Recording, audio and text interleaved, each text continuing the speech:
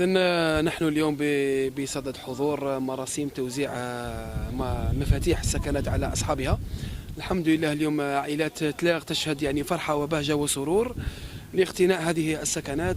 الحمد لله بفضل الله عز وجل، ثم بفضل مجهودات الدولة الجزائرية وعلى رأسهم السيد رئيس الجمهورية الذي يسهر على إيصال هذه السكنات إلى أصحابها، أصحاب يعني المساكين وأصحاب ذوي الدخل الضعيف. نحن اليوم سنقف يعني كمسؤولين محليين للسهر على هذه العملية.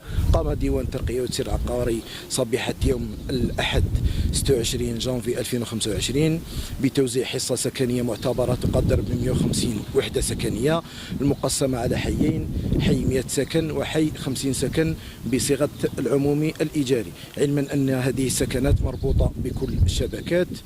وبهذه المناسبة نهنئ جميع المستفيدين ونشكر كل القائمين على هذه العملية. بسم الله. قبل كل شيء الحمد لله يا رب العالمين اللي ربي فرج علينا. الحمد لله بعد مدة طويلة عانينا. الحمد لله دوسية كان من 2011، أنا مطلقة عندي 3 دراري. صبرنا وسعينا وكان معنا الله سبحانه، دعينا صلينا. الحمد لله يا ربي فرج علينا ربي. السلام عليكم، مرحبا بكم. نشكر الدولة تاعنا من بينها السيد الرئيس شاف الدائرة رئيس البلدية، والحمد لله كنا في غبينا بلاد الكاكاري، والحمد لله ربي فرج علينا ونطلبوا كاع التسهيل اللي ما داش. أنا فرحان قد أبي ما فرح، رانا فرحان كلنا مغبونين واستنوا بزاف. أنا فرحانين. كان كاري، كان لا خدمة لا ظلمة، والكرية كاليته كاري له 1,500,000. الله غالب معيا وعاود خرج. كي خرج جا عندي للدار، مرته راها في عام و4 أشهر في دارهم وهو راه عندي. حتى الخطرة ربي فتح عليهم وداروا نطلبوا منهم الله يحفظهم والله يسترهم.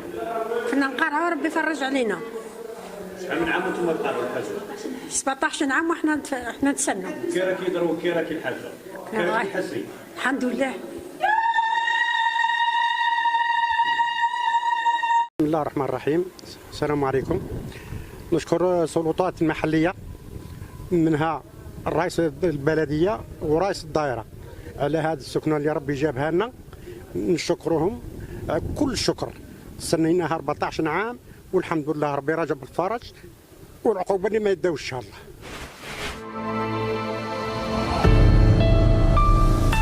وطنية نيوز، الواقع من المواقع.